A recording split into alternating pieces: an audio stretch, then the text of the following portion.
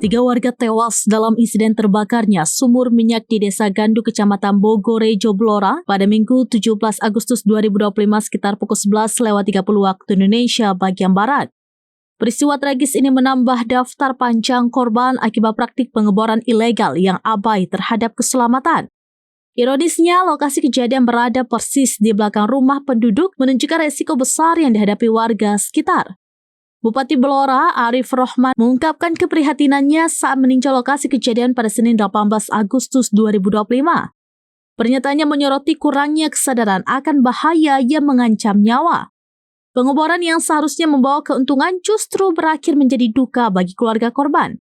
Pemerintah Kabupaten Blora kini mengambil langkah tegas. Seluruh sumur minyak masyarakat diperintahkan untuk tidak beroperasi sementara waktu.